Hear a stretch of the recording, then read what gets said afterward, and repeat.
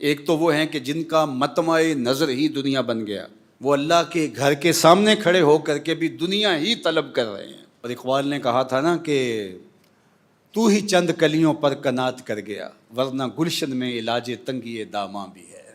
یعنی وہاں جا کر کے بھی تم نے دنیا ہی مانگی، وہاں جا کر کے بھی تم نے یہی طلب کیا۔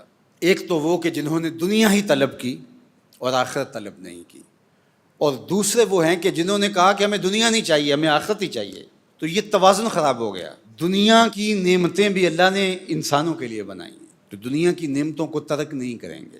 حضور علیہ السلام کے ایک صحابی ہیں، تو حضور علیہ السلام نے دیکھا کہ وہ سخت کمزور ہیں، تو آقا کریم نے فرمایا کہ تم اتنے کمزور ہو، کیا ہوا؟ تم نے اللہ سے کوئی دعا تو نہیں کی تھی؟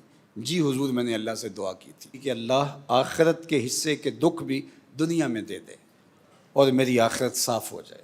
تو شاید میری دعا قبول ہو گئی، اور بہت مصیبتیں، تکلیفیں، آلام، مصائب انہوں نے مجھے توڑ کے رکھ دی، اور میری وہ حالت جو آپ کے سامنے ہے شاید اس وجہ سے ہے، دعا کی قبولیت کا نتیجہ ہے۔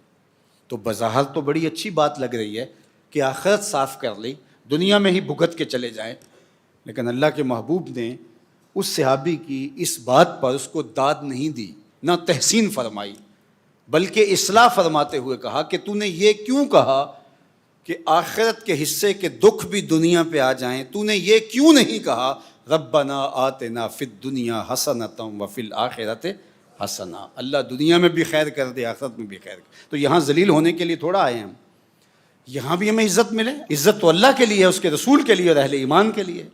تو یہاں ایک آسودہ خوشگوار زندگی گزرے، لیکن آسودگی اور عیاشی میں فرق ہے۔ آسودگی کے اندر اور آوارگی کے اندر فرق ہے۔ اگر ہم نے آسودگی اور آوارگی کے اندر فرق نہ کیا تو یہاں بھی توازن بگڑ جائے گا۔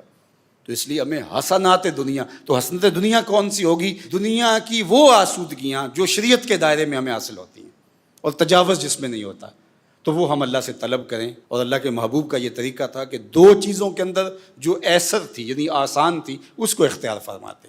دین کو حضور نے مشکل نہیں بنایا،